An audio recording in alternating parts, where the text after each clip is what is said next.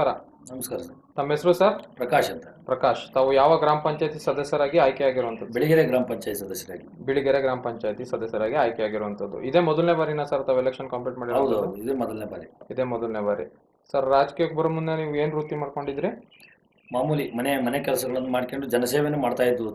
Social worker ಆಗಿದ್ರಿ? Social worker ಮಾಡ್ತಾ ಇದ್ವಿ. ಓಕೆ ಸರ್, ಮನೆ ಕೆಲಸ ಮಾಡ್ತಿದ್ದವ್ರು ಈಗ ಈ ರಾಜಕೀಯಕ್ಕೆ ಬರೋಕ್ಕೆ ಒಲವು ಹೇಗೆ ಮೂಡ್ತು ಸರ್ ತಮ್ಗೆ? ನಾವು ಮೊದಲಿಂದಲೂ ಸ್ವಲ್ಪ ರಾಜಕಾರಣನೇ. ಹಾ. ನಮ್ಮ ದೊಡ್ಡಪ್ಪ ಅವರೆಲ್ಲ ಗ್ರಾಮ ಪಂಚಾಯತಿನಲ್ಲಿ 4-5 ಬಾರಿ ಗೆದ್ದು, ಸೊಸೈಟಿನಲ್ಲಿ 4-5 ಬಾರಿ ಪ್ರೆಸಿಡೆಂಟ್ ಕೂಡ ಆಗಿ, ಮೊದಲಿಂದಲೂ ರಾಜಕೀಯದ ಫ್ಯಾಮಿಲಿನೇ. ಹಂಗಾಗಿ ನಮಗೆ ರಾಜಕೀಯನೇ ಪೊಲಿಟಿಕಲ್ ಫ್ಯಾಮಿಲಿಯಿಂದ ಬಂದಿರೋದ್ರಿಂದ ಅದರಲ್ಲೇ ಮುಂದುವರ್ತಾ ಇದ್ವಿ ನಾವು. ಸರ್, ಈ ಬಾರಿ ಗೆದ್ದಂತ ನಿಮ್ಮ ಲೀಡಿಂಗ್ ವೋಟ್ ಏನಿತ್ತು ಸರ್? ನಮ್ದು ಒಂದು 21 ಓಟು ಲೀಡಿಂಗ್ ಇತ್ತು. Total sir? ಟೋಟಲ್ 300 ಚಿಲ್ಲರೆ. 300 ಚಿಲ್ಲರೆ. ಸರ್, ತಮ್ಮನ್ನು ಯಾವ ಪಕ್ಷದಲ್ಲಿ ಗುರುತಿಸ್ಕೊಂಡಿದ್ದೀರಾ? ನಮ್ದು ಮೊದಲು ಬಿಜೆಪಿಲಿ ಇದ್ವಿ ನಾವು ಯಡಿಯೂರಪ್ಪನವ್ರು ಬಿಜೆಪಿ ಬಿಟ್ಟ ಮೇಲೆ ನಾವೆಲ್ಲ ಬಿಜೆಪಿ ಬಿಟ್ಟು ಕೆಜೆಪಿ ಸೇರ್ಕೊಂಡ್ವಿ ನಾವೆಲ್ಲ. ಒಟ್ಟಿನಲ್ಲಿ ಯಡಿಯೂರಪ್ಪ ಅವರ ಅಭಿಮಾನಿ ಅಂತ ಹೇಳಕ್ ಇಷ್ಟಪಡ್ತೀರಾ? ಸರ್, ಇದು ಬಿಟ್ಟು ಯಾವ್ದಾದ್ರು ಸಂಘ ಸಂಸ್ಥೆಯಲ್ಲಿ ಗುರುತಿಸ್ಕೊಂಡಿದ್ದೀರಾ? ಇಲ್ಲ ಸರ್, ಯಾವುದೇನಿಲ್ಲ. ಹೌದಾ? ಎಷ್ಟು ವರ್ಷದ ರಾಜಕೀಯ ಒಡನಾಟಗಳಿದೆ ಸರ್? ನಾವು ಒಂದು 15 ವರ್ಷದಿಂದಲೂ ರಾಜಕೀಯದಲ್ಲೇ ಇದ್ದೀವಿ. 15 ವರ್ಷದಿಂದ? ಒಂದು 15 ವರ್ಷದಿಂದಲೂ ಇದ್ದೀವಿ. ಓಕೆ ಸರ್, ಈಗ 3 ವರ್ಷ ಅವಧಿ ಕಳೆದಿದ್ದೀರಾ ಪಂಚಾಯತಿ ಸದಸ್ಯರಾಗಿ. ಹೌದು. ಈ 3 ವರ್ಷ ಅವಧಿಯಲ್ಲಿ ಯಾವ ರೀತಿಯಾದಂಥ ಅಭಿವೃದ್ಧಿ ಕಾರ್ಯಗಳಾಗಿದೆ ಸರ್ ತಮ್ಮ ಕಡೆಯಿಂದ ತಮ್ಮ ಗ್ರಾಮಕ್ಕೆ? ನಮ್ಮ ಗ್ರಾಮದಲ್ಲಿ ಮೊದಲೆಲ್ಲ ನಮ್ಮ ದೊಡ್ಡಪ್ಪ ಗ್ರಾಮ ಪಂಚಾಯತಿ ಸದಸ್ಯರಾಗಿದ್ರು. ಅವರಿದ್ದಾಗಲೂ ಅಭಿವೃದ್ಧಿಗಳನ್ನು ಮಾಡ್ಕೊಂಡ್ಬಂದಿದ್ರು. ನಾವು ಕೂಡ ಮುಂದುವರಿಸ್ಕೊಂಡು ಬೀದಿ ದೀಪಗಳು, ಮತ್ತೆ ಕುಡಿಯ ನೀರು, ಮತ್ತೆ ದನಕರುಗಳಿಗೆಲ್ಲ ಕುಡಿಯೋಕೆ ತೊಟ್ಟಿಗಳು, ಮತ್ತೆ ಸಿಸ್ಟಮ್ಗಳ ಅಳವಡಿಕೆ, ರೋಡ್ಗಳು, ಸಣ್ಣ ಪುಟ್ಟ ಚರಂಡಿ, ಆಮೇಲೆ ಗ್ರಾಮ ನೈರ್ಮಲ್ಯ, ಇಂಥ ಕೆಲಸಗಳನ್ನೆಲ್ಲ ನಡೆಸ್ಕೊಂಡ್ ಬಂದಿದೀವಿ ನಾವು. ಗ್ರಾಂಟ್ ಮನೆಗಳು, ವೃದ್ಧಾಪ್ಯ ವೇತನ, ಅಂಗವಿಕಲರಿಗೆ ವೇತನ, ಆಮೇಲೆ ಸಂಘ ಸಂಸ್ಥೆಗಳಿಗೆಲ್ಲ ದುಡ್ಡುಗಳನ್ನ ಬಿಡುಗಡೆ ಮಾಡಿಸಿದೀವಿ ಪಂಚಾಯತ್ಗೆಯಿಂದ.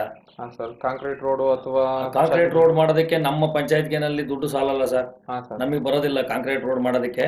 ನಮ್ದೇನಿದ್ರು ಒಂದು 25,000 30,000 ಒಳಗಡೆ ವರ್ಕ್ಗಳನ್ನು ಮಾತ್ರ ಮಾಡ್ಬೋದು. ಬಿಟ್ರೆ ಅಂದ್ರೆ ಜೆಡ್ಪಿ ಕಡೆಯಿಂದ ಅಲ್ಲಿಂದ ತರಬಹುದು, ಜೆಡ್ಪಿಯಿಂದ ತರಬಹುದು. ಅವ್ರ ಕಡೆಯಿಂದ ಯಾವ್ದಾದ್ರು ಮಾಡಿಸಿದ್ದೀರಾ ಸರ್? ಬಂದಿದೀವಿ, ಅವೆಲ್ಲ ಮಾಡಿದ್ದಾರೆ. ಸುಮಾರು ಬೋರ್ವೆಲ್ಗಳೆಲ್ಲ ಹಾಕಿದ್ದಾರೆ ಅವರು ಕೂಡ.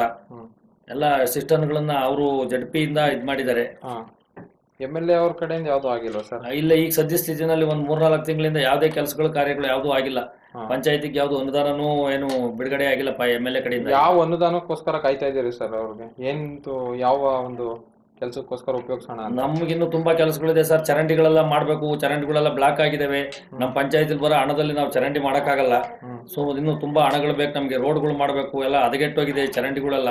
ಅವೆಲ್ಲ ಕ್ಲೀನ್ ಮಾಡೋದೊಂದು ಮಾತ್ರ ಮಾಡ್ಬೋದು, ಬಿಟ್ರೆ ಹೊಸದಾಗಿ ಮಾಡಕ್ ಬರೋದಿಲ್ಲ. ನಾವು ಸ್ವಚ್ಛತೆ ಮಾಡ್ತಾ ಇದೀವಿ. ಸ್ವಚ್ಛತೆ ಅಂದ್ರೆ ನಾವು ಪಂಚಾಯತ್ಗೆಯಿಂದ ಆಗ್ಲಿ ಬಿಡ್ಲಿ, ನನ್ನ ಗ್ರಾಮದಲ್ಲಿ ನಾನು ನನ್ನ ಓನು ಇದರಿಂದಲೇ ನಾನು ಸ್ವಚ್ಛತೆ ಮಾಡಿಸ್ಬಿಡ್ತೀನಿ ನಾನೇ. ಗ್ರಾಮ ಪಂಚಾಯತಿ ಇದರಿಂದ ನಾನೇನು ತಲೆ ಕೆಡಿಸ್ಕೊಳಕ್ ಹೋಗೋದಿಲ್ಲ. ಈ 3 ವರ್ಷ ಅವಧಿಯಲ್ಲಿ ಇಷ್ಟೆಲ್ಲ ಅಭಿವೃದ್ಧಿ ಕಾರ್ಯಗಳು ಮಾಡಿದ್ದೀರಾ. ಇನ್ನು ಉಳಿದಿರುವಂತ ಅವಧಿಯಲ್ಲಿ ಏನೆಲ್ಲ ಅಭಿವೃದ್ಧಿ ಕಾರ್ಯಗಳು ಮಾಡ್ಬೇಕು ಅಂತ ಅನ್ಕೊಂಡಿದ್ದೀರಾ? ಖಂಡಿತ ನಮ್ಮ ಕೈಲಿ ಏನು ಮಾಡಕ್ಕಾಗುತ್ತೆ, ಪಂಚಾಯತ್ಗಿಂದ ಏನು ಸವಲತ್ತು ಸಿಗುತ್ತೆ ಅದನ್ನೆಲ್ಲ ನಾವು ಸದುಪಯೋಗ ಪಡಿಸ್ಕೊಂಡು ನಾವು ಅದಕ್ಕೆ ತಕ್ಕನಾದ ಕೆಲಸಗಳನ್ನ ಮಾಡ್ತೀವಿ ನಾವು ಮುಂದೆ. ಜನರ ಮೂಲಭೂತ ಸೌಕರ್ಯಗಳನ್ನ ಕಲ್ಪಿಸ್ಬೇಕು. ಖಂಡಿತ ಕಲ್ಪಿಸ್ಕೊಡ್ತೀವಿ ಅವ್ರಿಗೆ. ಓಕೆ ಸರ್, ತಾವು ರಾಜಕೀಯಕ್ಕೆ ಬರೋಕ್ಕೆ ಗುರುಗಳು ಅಂತ ಯಾರು ಇದ್ದಾರಾ? ಬೆನ್ನೆಲುಬು ಸಪೋರ್ಟ್? ನಮಗೆ ನಮ್ಮ ರಾಜಕೀಯದ ಗುರುಗಳು ನಮ್ಮ ದೊಡ್ಡಪ್ಪರೇ. ಅವ್ರ ಹೆಸರು ಹೇಳಕ್ ಇಷ್ಟಪಡ್ತೀರಾ? ಬಸವಣ್ಣನವರು ಅಂತ. ಬಸವಣ್ಣನವರು. ಈ ಸಂದರ್ಭದಲ್ಲಿ ಅವ್ರಿಗೆ ಏನ್ ಹೇಳಕ್ ಇಷ್ಟಪಡ್ತೀರಾ? ಅವರಿಗೆ ನಾವು ಶುಭ ಕೋರ್ತಾ ಇದ್ ನಮ್ಮನ್ನ ಈ ಮಟ್ಟಕ್ಕೆ ಬೆಳೆಸಿ, ನಾವು ಈ ಮಟ್ಟಕ್ಕೆ ಬೆಳೆಸಿ ನಮ್ಮನ್ನ ರಾಜಕಾರಣದಲ್ಲಿ ಗುರುತಿಸಿ ಒಂದು ಹೆಸರು ಮಾಡಿಕೊಟ್ಟವ್ರಿಗೆ ಅವ್ರಿಗೆ ನಾವು ತುಂಬ ಹೃದಯದ ಒಂದು ಅಭಿನಂದನೆಗಳನ್ನ ಹೇಳಕ್ ಇಷ್ಟಪಡ್ತೀವಿ. ಸರ್, ತಾವು ಈ ಸ್ಥಾನಕ್ಕೆ ಬರ್ಬೇಕಾದ್ರೆ ನಿಮ್ಮ ಗ್ರಾಮದ ಪ್ರತಿಯೊಬ್ಬ ಜನತೆನೂ ಕಾರಣ. ಖಂಡಿತ ಅವರ ಅತ್ಯಮೂಲ್ಯವಾದ ಮತಗಳನ್ನ ನೀಡಿ ಒಬ್ಬ ಗ್ರಾಮ ಪಂಚಾಯತಿ ಸದಸ್ಯರನ್ನಾಗಿ ಆಯ್ಕೆ ಮಾಡಿದ್ದಾರೆ ತಮ್ಮನ್ನ. ಖಂಡಿತ. ಈ ಸಂದರ್ಭದಲ್ಲಿ ನಿಮ್ಮ ಗ್ರಾಮದ ಜನತೆಗೆ ಏನ್ ಹೇಳಕ್ ಇಷ್ಟಪಡ್ತೀರಾ? ನಾನು ನನ್ನ